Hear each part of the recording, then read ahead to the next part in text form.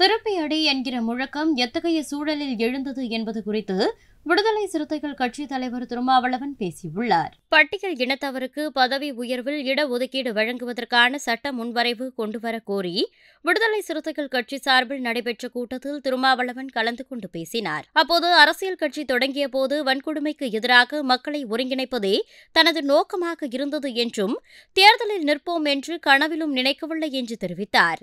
ஊருக்குள் புகுந்து குடிசையை கொளுத்துவிட்டு போகிறவனை சும்மா விடாது, திருப்பி அடி என சொன்ன இயக்கம் விடுதலை சிறுத்தைகள் என்றும், அடங்கமறு, அத்துமீறு, திமிரி எழு, திருப்பி அடி என்ற முழக்கம் அப்போதுதான் எழுந்ததாகவும் திருமாவளவன் குறிப்பிட்டார்.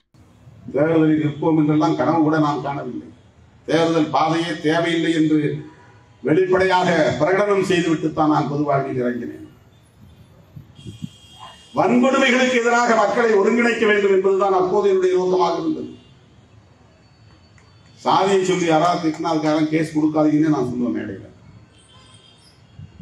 சாதியை சொல்லி திட்டினா அவன் சாதியை சொல்லி நீ திட்டிட்டு போ, கேஸ் கொடுக்காத. இந்த போடா பரப்பாயிலன்னா நீ அவன் என்ன சாதி பார்த்து அதே பேரை சொல்லி போடா இந்த பேரை சொல்லிட்டு போ, கேஸ் கொடுக்காத. அது பிரச்சனை அல்ல. ஆனால் உன் தெருவுக்குள்ளே நுழைந்து குடிசையை கொடுத்து விட்டு போகிறவனை சும்மா விடாதே.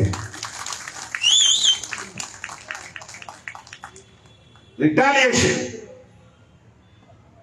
எனக்கு தெரிந்து அரசியல் களத்தில் ஒடுக்கப்பட்ட மக்களிடையே துணிந்து திருப்பி அடி என்று சொன்ன இயக்கம் விடுதலை சிறுத்தைகள் கட்சி தான்.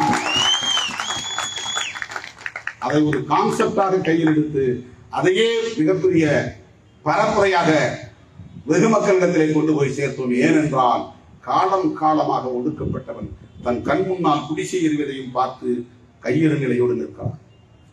பெற்றோர் தாக்கப்படுகிற போது கையிறு நிலையோடு நிற்கிறான். காவல்துறையும் அந்த நெறியாட்ட கும்பலோடு இணைந்து கொள்கிறது. இவர்களுக்காக இந்த வன்கொடுமையில் இருந்து பாதுகாப்பதற்கென்று ஒரு குரல் எந்த மூலையில் இருந்தும் எழவில்லை. அப்போது எழுந்த முழக்கம்தான் அடங்க மறு, அத்து மீறு, திமிரி எழு, திருப்பி அடி என்கிற முழக்கம். செய்திகளை உள்ளது உள்ளபடி தெரிந்து கொள்ள ரெஃப்ளெக்ட் நியூஸை சப்ஸ்கிரைப் பண்ணுங்க.